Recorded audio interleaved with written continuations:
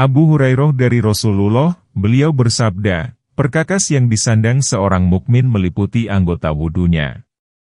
Pakaian mereka di dalamnya adalah sutra. Karena itu, sutra diharamkan kepada mereka saat di dunia. Kemudian Allah membolehkannya di akhirat. Dalam kitab Sahih ditegaskan bahwa Rasulullah bersabda, barang siapa yang memakai sutra di dunia maka dia tidak akan memakainya di akhirat. Ibnu Abbas dan yang lainnya berkata, Allah mengampuni keburukan mereka yang banyak itu dan berterima kasih atas kebaikan mereka yang sedikit. Yang menempatkan kami dalam tempat yang kekal karena karunia-Nya. Mereka berkata, Dia memberi kami kedudukan dan makom ini adalah karena karunia, anugerah, dan rahmat-Nya. Amal kami tak cukup untuk meraih semua itu. Di dalamnya kami tiada merasa lelah dan tiada pula merasa lesu. Di dalamnya kami tidak merasa penat dan lelah, yaitu kelelahan fisik maupun psikis. Mereka berada dalam kondisi senang dan relaks untuk selamanya. Makan dan minumlah dengan sedap disebabkan amal yang telah kamu kerjakan pada hari-hari yang telah lalu. Al-Haqqah, ayat 24. Dan bagi orang-orang kafir itu neraka jahanam. Mereka tidak dibinasakan sehingga mereka mati dan tidak diringankan azab dari mereka. Demikianlah kami membalas setiap orang yang sangat kafir. Ayat 36. Dan mereka berteriak di dalam neraka itu, ya Tuhan kami, keluarkanlah kami, niscaya kami akan mengerjakan amal yang soleh berlainan dengan yang telah kami kerjakan. Dan apakah kami tidak memanjangkan umurmu dalam masa yang cukup untuk berpikir bagi orang-orang yang mau berpikir, dan apakah tidak datang kepadamu pemberi peringatan? Maka rasakanlah, tidak ada bagi orang-orang yang zalim seorang penolong pun. Ayat 37. Setelah Allah Ta'ala menceritakan keadaan orang-orang yang bahagia, Dia lalu menjelaskan apa yang akan diterima oleh orang-orang yang celaka. Maka Dia berfirman, dan bagi orang-orang kafir itu neraka jahanam. Mereka tidak dibinasakan sehingga mereka mati. Penggalan ini seperti firman Allah, Dia tidak mati dan tidak hidup di dalamnya, surat Al-A'la, ayat 13. Dalam Sahih Muslim ditegaskan bahwa Rasulullah bersabda, adapun penghuni neraka yang menjadi penghuni tetap, maka mereka tidak mati dan tidak hidup di dalamnya, hadis Muslim. Karena kondisi seperti itulah maka mereka berpandangan bahwa mati lebih menyenangkan mereka. Namun, hal itu tidak bisa. Kemudian Allah Ta'ala berfirman, demikianlah, kami membalas setiap orang yang sangat kafir. Ini merupakan balasan bagi setiap orang yang kafir kepada Tuhannya dan mendustakan kebenaran. Firman Allah Ta'ala, dan mereka berteriak di dalam neraka itu, berarti mereka berseru di dalam neraka kepada Allah Azza wa Jalla, Allah yang maha mulia dan maha besar, dengan suara yang sekeras-kerasnya, ya Tuhan kami, keluarkanlah kami, niscaya kami akan mengerjakan amal yang soleh berlainan dengan yang telah kami kerjakan. Mereka meminta dikembalikan ke dunia agar dapat melakukan perbuatan yang berbeda dengan yang dahulu mereka lakukan.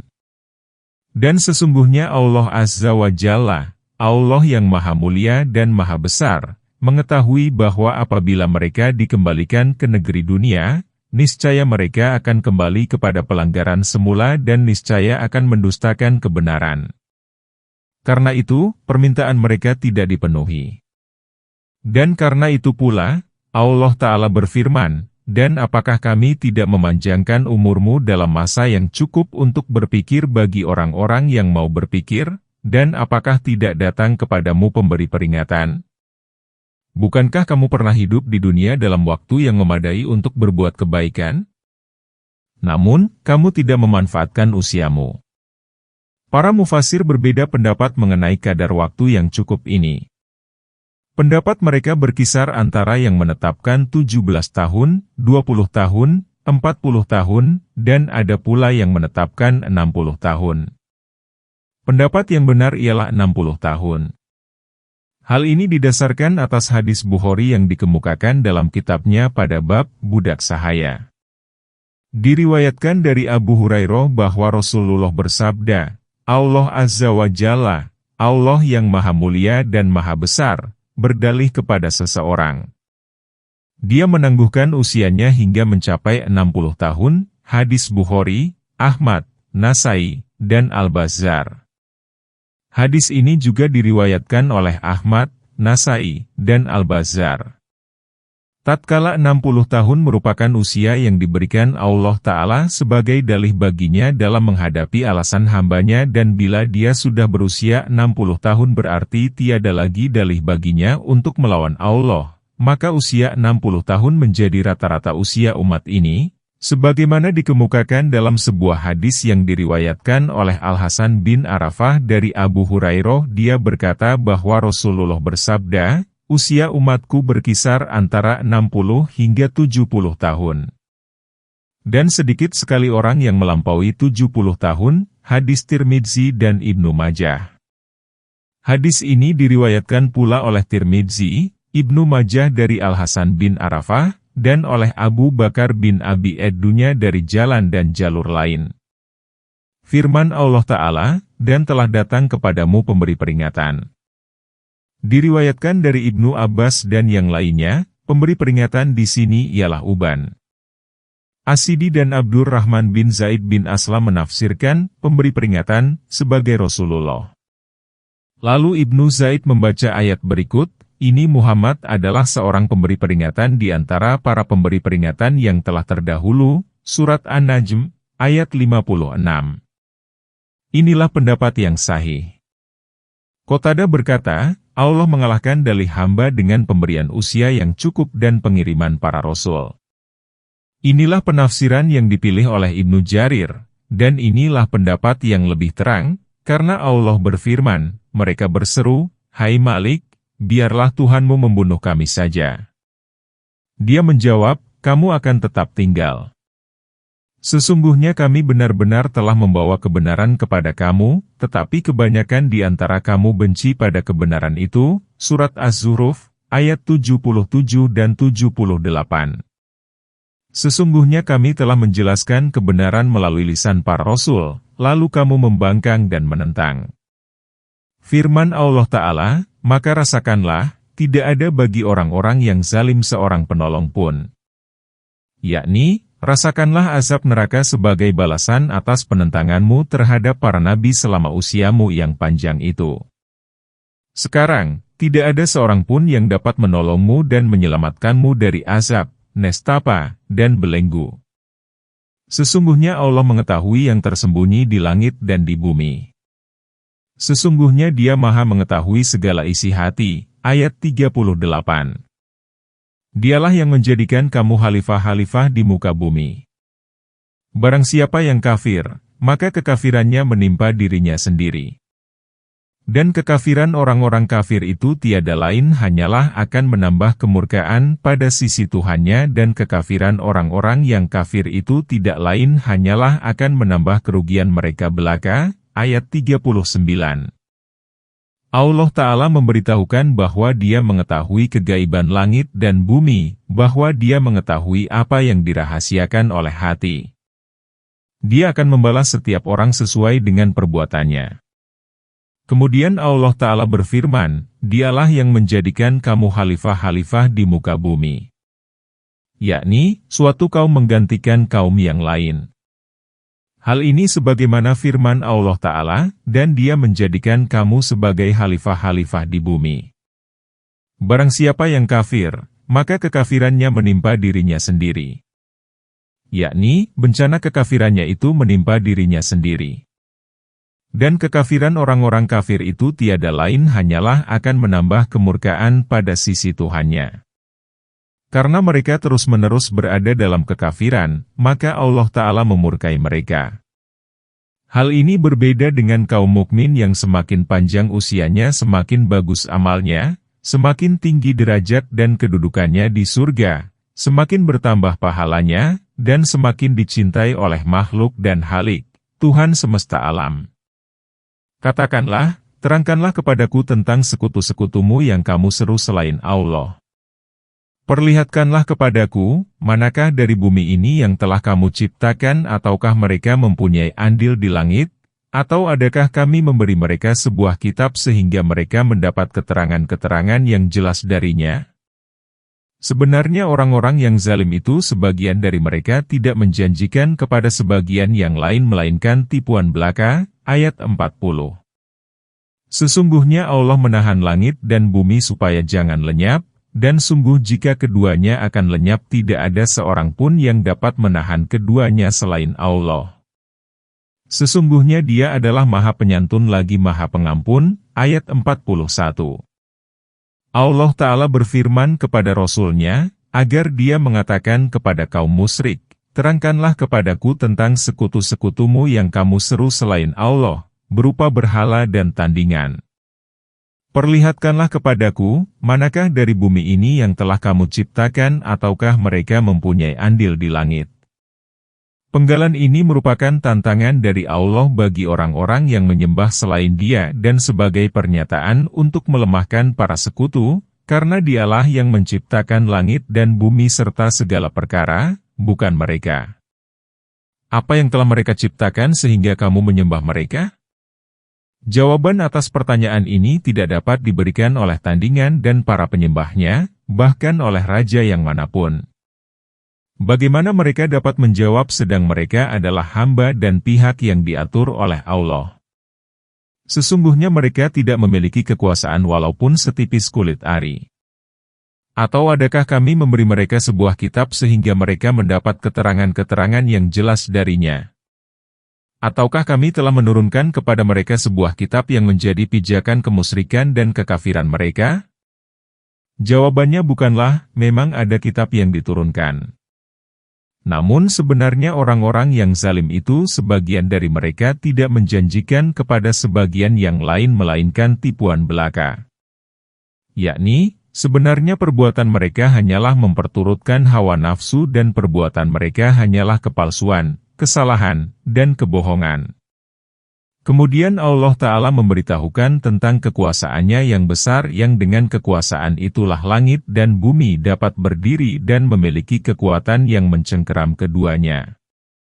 Allah Ta'ala berfirman, sesungguhnya Allah menahan langit dan bumi supaya jangan lenyap, yakni berguncang dari posisinya, sebagaimana firman Allah Ta'ala, dan di antara tanda kekuasaannya ialah kokohnya langit dan bumi dengan perintahnya, Surat Ar-Rum, ayat 25. Dan sungguh jika keduanya akan lenyap tidak ada seorang pun yang dapat menahan keduanya selain Allah. Maksudnya, tidak ada yang berkuasa untuk melestarikan dan mengekalkan keduanya selain Dia. Di samping itu, Dia pun Maha Penyantun lagi Maha Pengampun. Dia melihat sejumlah hambanya yang kafir dan mendurhakainya, namun Dia hilim sehingga menangguhkan penyiksaan atas mereka, mengakhirkan, menantikan, dan tidak menyegerakannya, Dia pun menutupi dan mengampuni kesalahan sebagian hambanya. Karena itu, Dia berfirman, sesungguhnya Dia adalah Maha Penyantun lagi Maha Pengampun.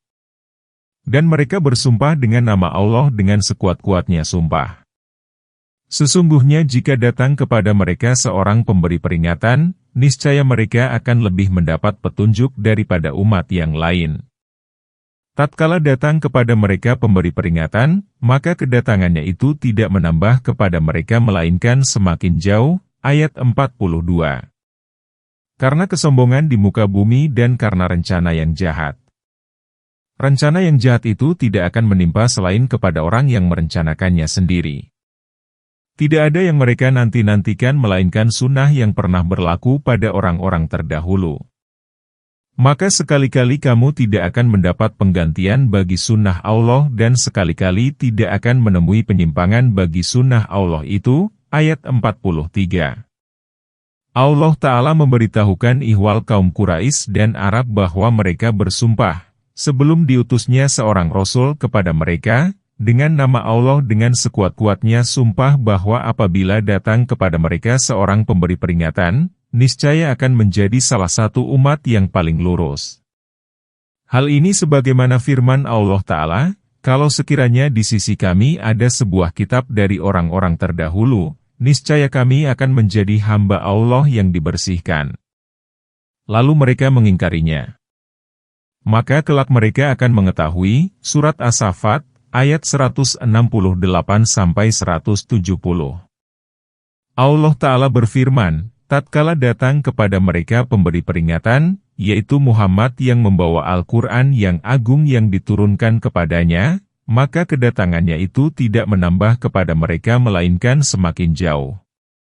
Yakni, kekafiran mereka semakin bertambah. Kemudian Allah menjelaskan hal itu dengan firman-Nya, karena kesombongan di muka bumi, sehingga tidak mau mengikuti ayat-ayat Allah, dan karena rencana yang jahat, yakni mereka diperdaya oleh manusia yang menghalang-halangi dari jalan Allah. Rencana yang jahat itu tidak akan menimpa selain kepada orang yang merencanakannya sendiri. Bencana-rencana jahat itu hanyalah berpulang kepada perencana itu sendiri, bukan kepada orang lain. Firman Allah Ta'ala, tidak ada yang mereka nanti-nantikan melainkan sunnah yang pernah berlaku pada orang-orang terdahulu, yakni siksa Allah yang telah ditimpakan kepada kaum terdahulu karena mereka mendustakan para rasulnya dan menyalahi perintahnya. Maka sekali-kali kamu tidak akan mendapati penggantian bagi sunnah Allah, yakni tiada perubahan dan pertukaran, namun sunnah itu tetap berlaku demikian bagi setiap orang yang mendustakan. Dan sekali-kali tidak akan menemui penyimpangan bagi sunnah Allah itu, yakni, apabila Allah menghendaki keburukan pada suatu kaum, maka tiada yang dapat menolaknya. Dan apakah mereka tidak berjalan di muka bumi, lalu melihat bagaimana kesudahan orang-orang sebelum mereka, sedangkan orang-orang itu adalah lebih besar kekuatannya daripada mereka? Dan tiada sesuatu pun yang dapat melemahkan Allah baik di langit maupun di bumi. Sesungguhnya Allah Maha Mengetahui lagi Maha Kuasa, ayat 44. Dan kalau sekiranya Allah menyiksa manusia disebabkan perbuatannya, niscaya Dia tidak akan meninggalkan di atas permukaan bumi suatu makhluk yang melata pun. Akan tetapi Allah menangguhkan mereka sampai waktu tertentu. Maka apabila datang ajal mereka, sesungguhnya Allah adalah Maha melihat hamba-hambanya, ayat 45. Allah Ta'ala berfirman, hai Muhammad, katakanlah kepada orang-orang yang mendustakan dirimu dan risalahmu, berjalanlah di muka bumi, lalu lihatlah bagaimana kesudahan orang-orang yang mendustakan para rasul itu. Bagaimana Allah menghancurkan mereka sehingga tempat tinggal mereka menjadi sunyi dan aneka kenikmatannya dirampas kembali, walaupun mereka adalah orang-orang yang banyak anak, harta kekayaan, perlengkapan, dan lainnya. Semua itu tidak berguna sedikit pun. Tidak secuil pun dari hal itu yang dapat menahan siksa Allah. Sesungguhnya Allah Maha Mengetahui lagi Maha Kuasa. Dia Maha Mengetahui segala yang ada dan Maha Kuasa atas segalanya.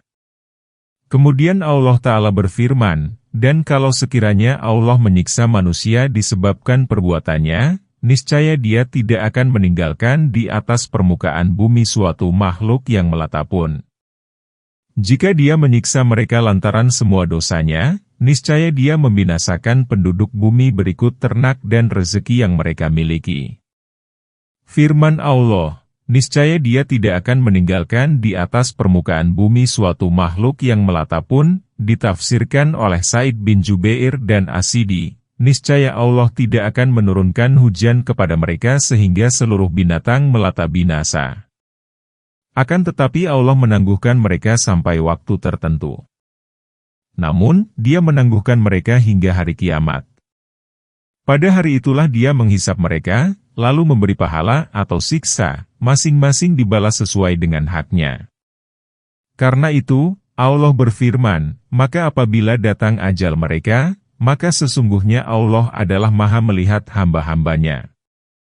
Dia memberi setiap orang sesuai dengan haknya. Demikianlah ringkasan surah Fathir. Kepunyaan Allah lah segala puja dan karunia. Dialah pemberi taufik dan kepadanya lah bertawakal. Surah ke-36, Yasin. Surah Makkiyah ada 83 ayat, ayat 45 surah Madaniyah, diturunkan setelah surah Al-Jin. Dengan nama Allah yang Maha Pemurah dan Maha Pengasih. Yasin, ayat 1. Demi Al-Quran yang penuh hikmah, ayat 2. Sesungguhnya kamu salah seorang Rasul, ayat 3. Yang berada di atas jalan yang lurus, ayat 4. Yang diturunkan oleh Yang Maha Perkasa lagi Maha Penyayang, ayat 5. Agar kamu memberi peringatan kepada kaum yang bapak-bapak mereka belum pernah diberi peringatan, karena itu mereka lalai, ayat 6. Sesungguhnya telah pasti berlaku perkataan terhadap kebanyakan mereka karena mereka tidak beriman, ayat 7. Telah dikemukakan pembicaraan mengenai huruf yang terputus-putus pada permulaan surah Al-Baqarah. Demi Al-Quran yang penuh hikmah, yakni yang pasti dan tidak mengandung kesalahan dalam segala sisinya. Sesungguhnya kamu, hai Muhammad, salah seorang Rasul yang berada di atas jalan yang lurus, yakni jalan yang jelas dan terang, agama yang lurus, dan syariat yang lempeng. Yang diturunkan oleh Yang Maha Perkasa lagi Maha Penyayang. Jalan yang jelas dan terang, dan agama yang kamu bawa itu diturunkan dari Tuhan semesta alam, Tuhan yang Maha Perkasa lagi Maha Penyayang kepada hamba-hambanya yang beriman. Hal ini sebagaimana firman Allah Ta'ala, dan sesungguhnya kamu benar-benar memberi petunjuk kepada jalan yang lurus, yaitu jalan Allah yang kepunyaannya segala apa yang ada di langit dan apa yang ada di bumi. Ingatlah, bahwa kepada Allah lah kembali semua urusan, surat As-Su'ura, ayat 52 dan 53. Firman Allah Ta'ala, agar kamu memberi peringatan kepada kaum yang bapak-bapak mereka belum pernah diberi peringatan, karena itu mereka lalai. Yang dimaksud oleh kata, mereka, ialah bangsa Arab, karena mereka belum pernah didatangi oleh seorang pemberi peringatan sebelumnya. Firman Allah Ta'ala, sesungguhnya telah pasti berlaku perkataan terhadap kebanyakan mereka karena mereka tidak beriman. Ibnu Jarir berkata, telah pastilah azab atas kebanyakan mereka karena Allah Ta'ala telah memastikan atas mereka di dalam Ummul Kitab bahwa mereka tidak akan beriman, karena mereka tidak beriman kepada Allah dan tidak membenarkan para Rasul-Nya. Sesungguhnya kami telah memasang belenggu di leher mereka, lalu tangan mereka diangkat ke dagu. Karena itu, mereka tertengadah, ayat 8.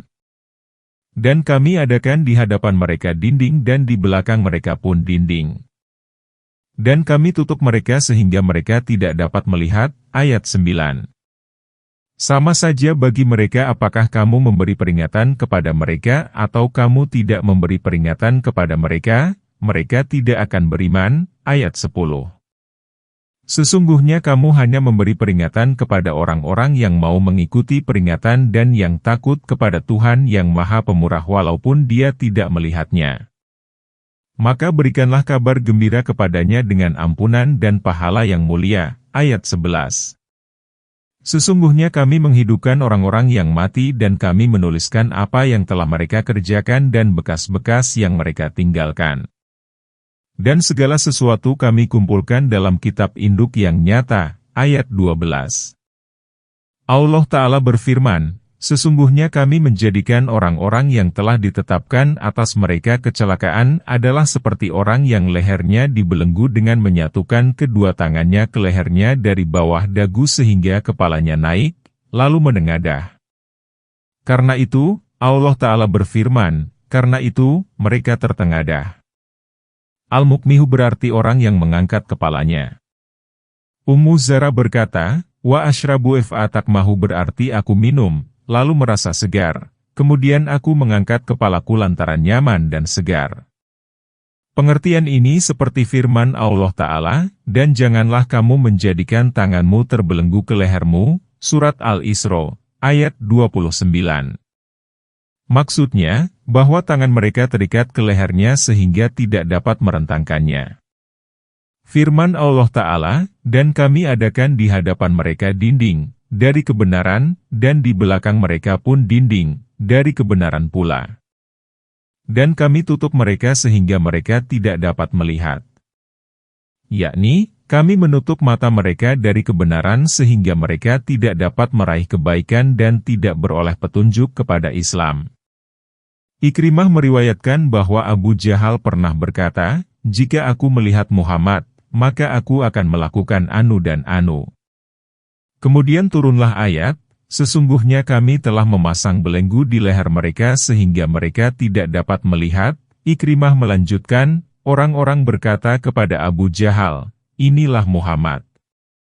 Lalu Abu Jahal berkata, "Di mana dia? Di mana dia?" Abu Jahal tidak dapat melihatnya. Riwayat ini dikemukakan oleh Ibnu Jarir. Firman Allah Ta'ala, "Sama saja bagi mereka apakah kamu memberi peringatan kepada mereka atau kamu tidak memberi peringatan kepada mereka, mereka tidak akan beriman. Allah telah mengunci mereka dalam kesesatan. Karena itu, tidaklah berguna pemberian peringatan kepada mereka dan tidak mementingkannya." Ayat yang senada dengan ini telah dikupas pada permulaan surah Al-Baqarah. Sesungguhnya kamu hanya memberi peringatan kepada orang-orang yang mau mengikuti peringatan. Sesungguhnya yang dapat mengambil manfaat dari peringatanmu hanyalah orang-orang yang beriman dan mengikuti Al-Quran yang agung, dan yang takut kepada Tuhan yang Maha Pemurah walaupun dia tidak melihatnya, yaitu tidak ada seorang pun yang melihatnya kecuali Allah Ta'ala dan dia mengetahui bahwa Allah mengawasinya. Maka berikanlah kabar gembira kepadanya dengan ampunan terhadap dosa-dosanya, dan pahala yang mulia, yakni besar. Penggalan ini seperti firman Allah Ta'ala, "Sesungguhnya orang-orang yang takut kepada Tuhannya yang tidak tampak, mereka akan memperoleh ampunan dan pahala yang besar." Surat Al-Muluk, ayat 12. Kemudian Allah Ta'ala berfirman, "Sesungguhnya kami menghidupkan orang-orang yang mati pada hari kiamat, dan kami menuliskan apa yang telah mereka kerjakan berupa amal-amal." Mengenai firman Allah Ta'ala, "dan bekas-bekas yang mereka tinggalkan," terdapat dua penafsiran seperti berikut. Pertama, kami menuliskan amal-amal yang mereka lakukan sendiri dan jejak langkah yang mereka tinggalkan. Hal ini sejalan dengan hadis Nabi, "Barang siapa yang menciptakan tradisi yang baik dalam Islam, maka baginya pahala tradisi itu dan pahala orang yang mengerjakannya sepeninggalnya tanpa dikurangi sedikit pun dari pahala mereka. Barang siapa yang menciptakan tradisi yang buruk dalam Islam, maka baginya dosa tradisi itu dan dosa orang yang mengerjakannya sepeninggalnya tanpa dikurangi sedikit pun dari dosa mereka." Hadis Muslim. Hadis ini diriwayatkan oleh Muslim dari Jarir bin Abdullah Al-Bajili secara marfu, artinya hadis ini langsung disandarkan kepada Nabi. Juga diriwayatkan oleh Ibnu Abi Hatim dari Jarir secara marfu, pula, artinya hadis ini langsung disandarkan kepada Nabi. Kedua, yang dimaksud jejak ialah jejak langkah kaki mereka ketika menuju kepada ketaatan atau kemaksiatan. Sehubungan dengan makna ini, terdapat sejumlah hadis. Di antaranya ialah yang diriwayatkan oleh Ahmad dari Jabir bin Abdillah. Dia berkata, daerah sekitar masjid kosong. Bani Salamah bermaksud pindah ke dekatnya. Rencana itu sampai kepada Rasulullah. Beliau bersabda kepada mereka, "Aku mendapat kabar bahwa kamu akan pindah ke dekat masjid, benarkah?" Mereka berkata, "Benar, wahai Rasulullah, kami bermaksud demikian." Rasulullah bersabda, "Hai Bani Salamah, perumahanmu mencatat jejakmu." Perumahanmu mencatat jejakmu, hadis Muslim. Hadis ini pun diriwayatkan oleh Muslim dari Jabir. Tidaklah bertentangan antara kedua penafsiran itu.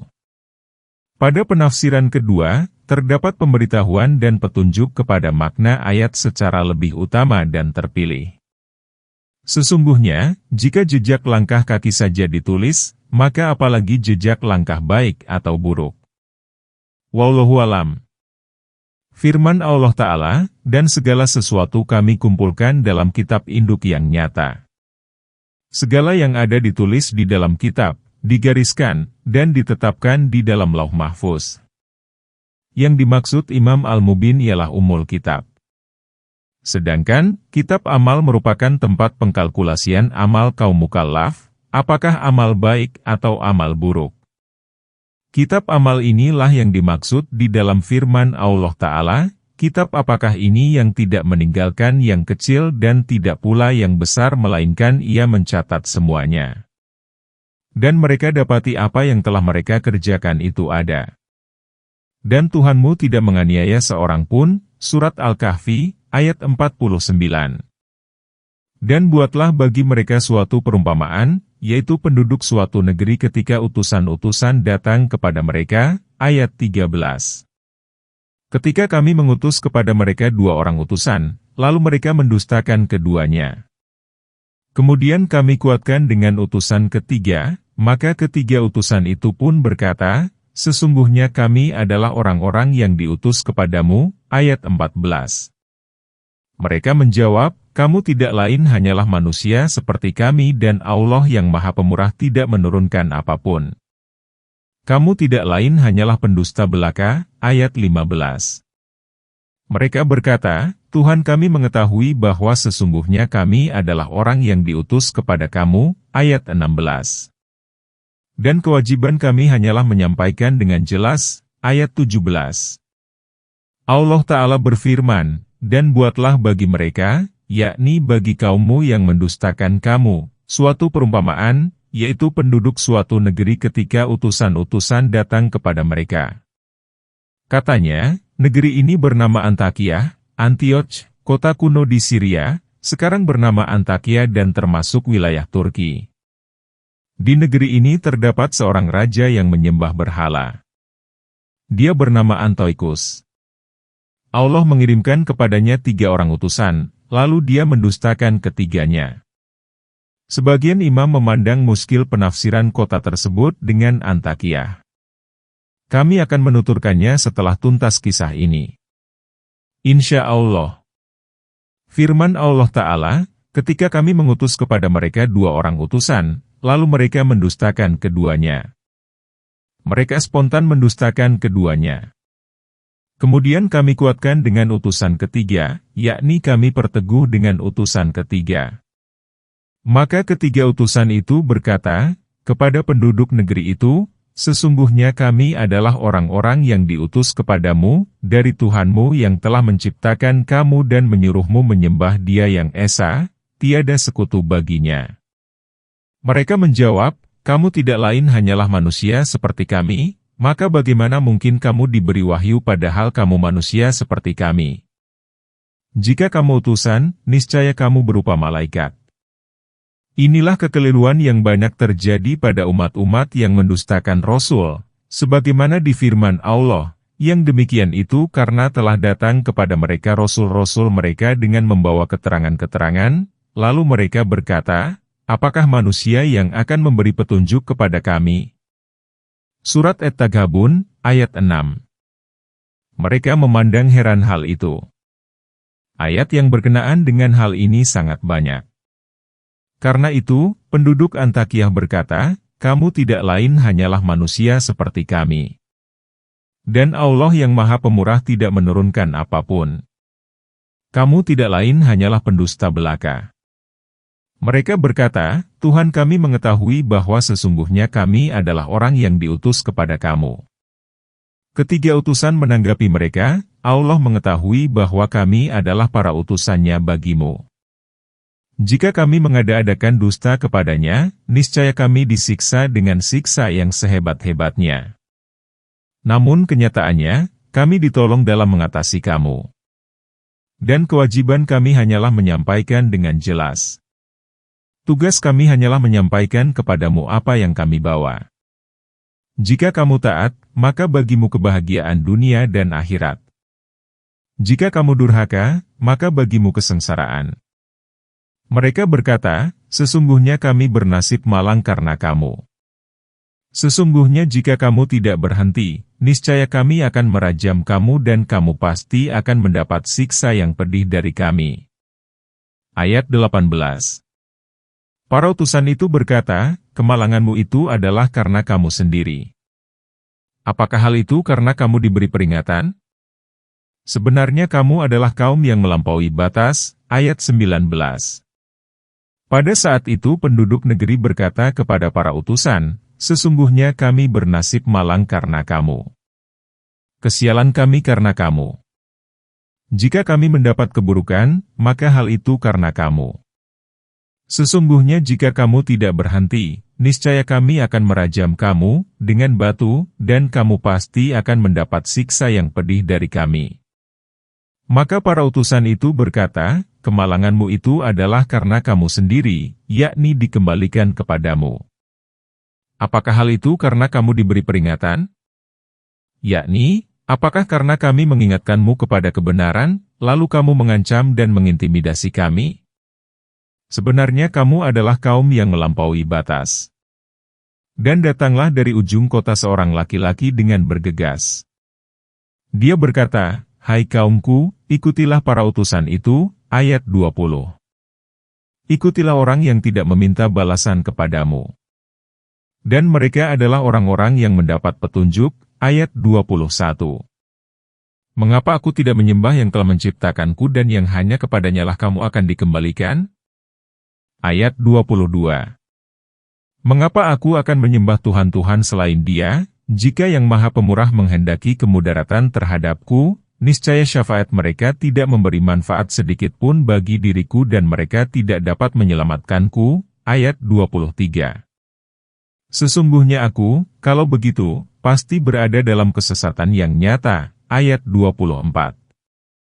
Sesungguhnya aku telah beriman kepada Tuhanmu, maka dengarkanlah aku, ayat 25. Ibnu Ishaq menerima riwayat dari Ibnu Abbas, dia berkata, penduduk negeri itu hendak membunuh para rasul mereka. Kemudian datanglah dari ujung kota seorang laki-laki dengan bergegas guna menolong para utusan dari mereka. Dia berkata, "Hai kaumku, ikutilah para utusan itu." Dia mendorong mereka agar mengikuti para rasul. Ikutilah orang yang tidak meminta balasan kepadamu, karena mereka telah menyampaikan risalah Allah kepadamu. Dan mereka adalah orang-orang yang mendapat petunjuk, dalam menyerukan penyembahan kepada Allah yang Esa, tiada sekutu baginya. Mengapa aku tidak menyembah yang telah menciptakanku? Yakni, apa yang menghambatku untuk memurnikan penghambaan kepada Zat yang telah menciptakan aku, yang tunggal, dan tiada sekutu baginya, dan yang hanya kepadanyalah kamu akan dikembalikan, yakni pada hari kiamat agar masing-masing dibalas sesuai dengan amalnya.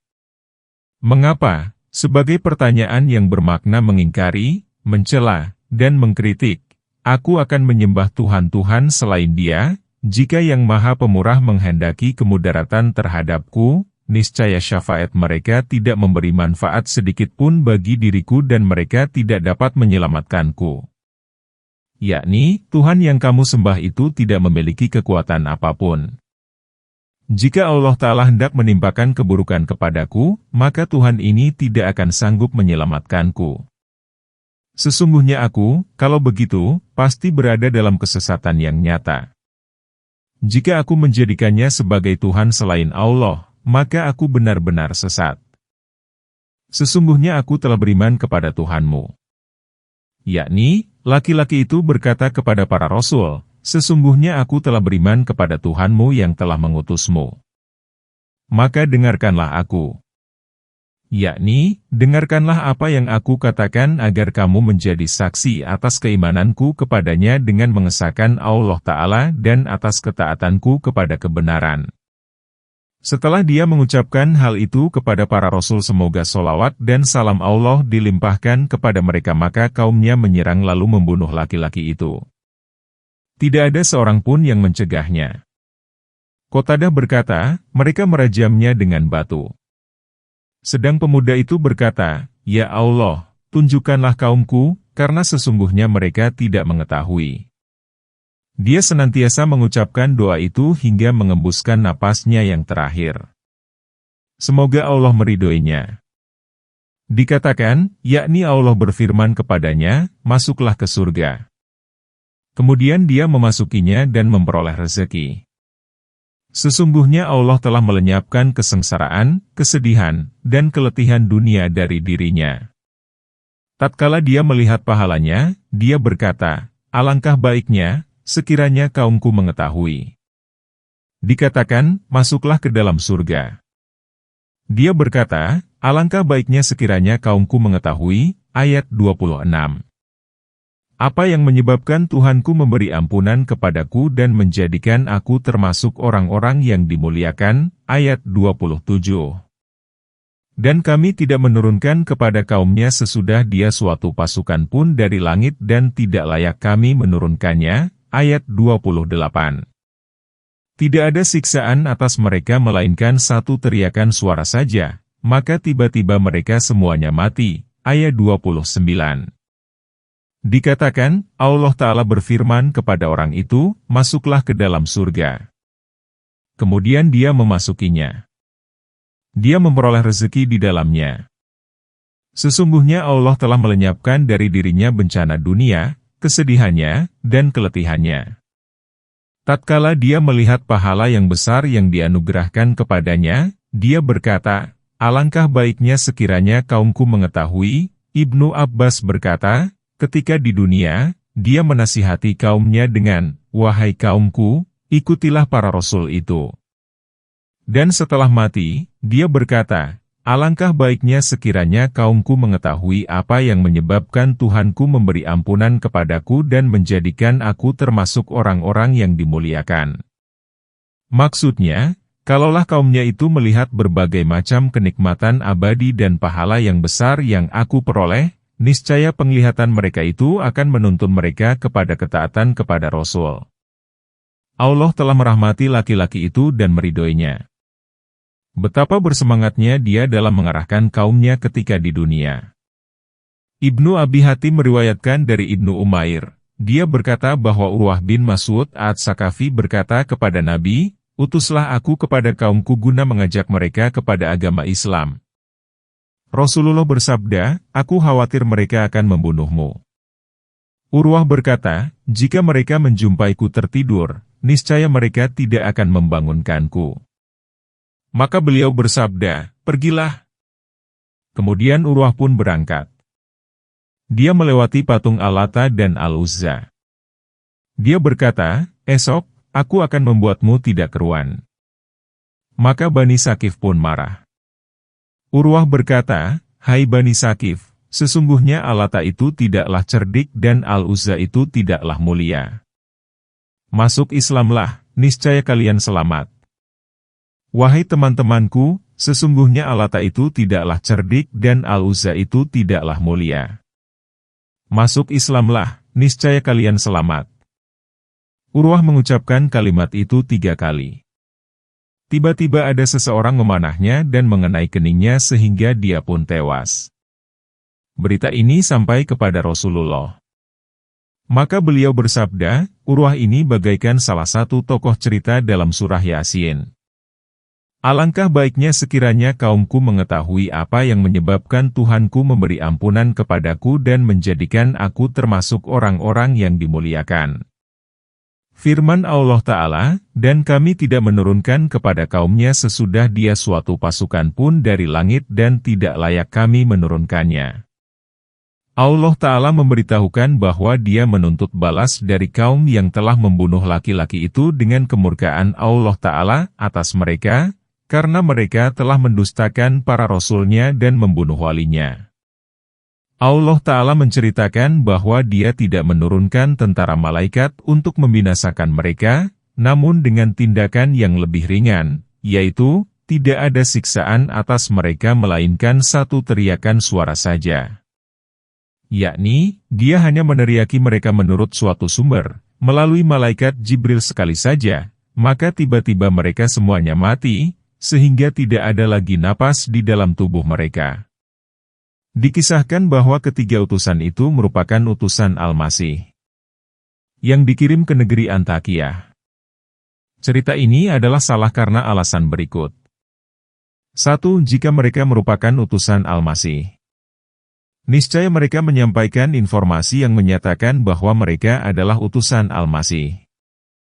2. Sudah dimaklumi bahwa penduduk Antakya beriman kepada para utusan Al-Masih. Antakya merupakan negeri yang pertama kali beriman kepada Al-Masih.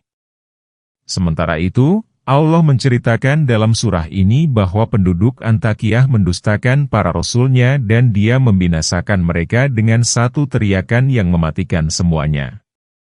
3. Abu Sa'id Al-Hudri dan banyak ulama salaf menceritakan bahwa setelah Allah Ta'ala menurunkan Taurat, Dia tidak membinasakan satu umat pun dengan azab yang dikirimkannya. Namun, Dia memerintahkan kaum mukmin, setelah itu, agar memerangi kaum musyrik. Dengan demikian, jelaslah bahwa negeri yang diceritakan dalam surah ini bukanlah Antakiyah, sebagaimana dikemukakan oleh sejumlah ulama salaf. Sebab tidak ada keterangan yang menyebutkan bahwa ia dibinasakan baik pada masa agama Nasrani maupun sesudahnya. Wallahu a'lam bishawab. Alangkah besarnya penyesalan terhadap hamba-hamba itu tiada datang seorang Rasul pun kepada mereka melainkan mereka memperolok-olokannya. Ayat 30. Tidakkah mereka mengetahui berapa banyaknya umat sebelum mereka yang telah kami binasakan, bahwasanya orang-orang itu tiada kembali kepada mereka? Ayat 31. Dan setiap mereka semuanya akan dikumpulkan lagi kepada kami. Ayat 32. Allah Ta'ala berfirman, alangkah besarnya penyesalan terhadap hamba-hamba itu. Yakni, alangkah besarnya penyesalan dan kerugian mereka atas diri mereka sendiri pada hari kiamat, pada saat mereka melihat azab dengan nyata, bagaimana mereka telah menyia-nyiakan perintah Allah dan melecehkannya. Namun, pada saat itu penyesalan tidak lagi berguna. Mereka kelak akan dilemparkan ke dalam azab yang pedih, karena tidaklah datang seorang Rasul pun kepada mereka melainkan mereka memperolok-olokannya, yakni mendustakan, mengolok-olok, dan mengingkari kebenaran yang mereka bawa. Kemudian Allah Ta'ala berfirman, tidakkah mereka mengetahui berapa banyaknya umat sebelum mereka yang telah kami binasakan, bahwasanya orang-orang itu tiada kembali kepada mereka? Yakni, apakah mereka tidak mengambil pelajaran dari kaum terdahulu yang mendustakan para Rasul, bagaimana mereka tidak dapat kembali lagi ke dunia walaupun hanya sekali? Hal ini sebagaimana firman Allah yang mengisahkan mereka, kehidupan itu tidak lain hanyalah kehidupan kita di dunia ini, kita mati dan kita hidup. Surat Al-Mukminun, ayat 37. Inilah pernyataan kaum materialis yang menganggap bahwa manusia yang mati akan kembali lagi ke dunia untuk kedua kalinya. Tanyakanlah kepada penganut paham ini, apakah kaum terdahulu ada yang kembali? Bagaimana cara mereka kembali? Dan setiap mereka semuanya akan dikumpulkan lagi kepada kami. Sesungguhnya semua umat, yang terdahulu dan yang akan datang, akan ditampilkan untuk menerima perhitungan di hadapan Allah yang Maha Agung lagi Maha Tinggi, lalu Dia membalas mereka sesuai dengan kebaikan atau keburukan amalnya. Kiamat ialah kejadian yang seperti ini. Sebelumnya tiada kejadian kembalinya manusia ke dunia untuk kedua kalinya. Dan suatu tanda kekuasaan bagi mereka adalah bumi yang mati itu. Kami menghidupkannya dan mengeluarkan darinya biji-bijian, lalu darinya mereka makan. Ayat 33. Dan kami jadikan padanya kebun-kebun kurma dan anggur dan kami pancarkan padanya beberapa mata air. Ayat 34. Supaya mereka dapat makan dari buahnya dan dari apa yang diusahakan oleh tangan mereka. Maka mengapakah mereka tidak bersyukur? Ayat 35. Maha suci Tuhan yang telah menciptakan pasangan-pasangan semuanya, baik dari apa yang ditumbuhkan oleh bumi dan dari diri mereka maupun dari apa yang tidak mereka ketahui. Ayat 36. Allah yang Maha Suci berfirman, dan suatu tanda kekuasaan bagi mereka, yakni dalil yang menunjukkan kepada adanya yang menciptakan dan kekuasaannya yang sempurna serta perbuatannya dalam menghidupkan orang-orang yang telah mati, bumi yang mati itu, yaitu ketika ia kering tiada berpohon. Apabila Allah menurunkan hujan padanya, maka tumbuhlah segala apa yang ada di sana. Karena itu, Dia berfirman, kami menghidupkannya dan mengeluarkan darinya biji-bijian, lalu darinya mereka makan, yakni kami menjadikannya sebagai rezeki bagi mereka dan bagi ternaknya. Dan kami jadikan padanya kebun-kebun kurma dan anggur dan kami pancarkan padanya beberapa mata air. Yakni, kami menjadikan di bumi sungai-sungai yang mengalir ke berbagai tempat. Mereka sangat membutuhkannya untuk menyiram tanaman yang buahnya akan mereka makan. Dan dari apa yang diusahakan oleh tangan mereka, yakni tanaman yang ditanam dan disemaikan oleh mereka sendiri. Pada hakikatnya penumbuhan tanaman itu merupakan rahmat Allah bagi mereka, bukan karena usaha, kesungguhan, daya, dan kekuatan mereka.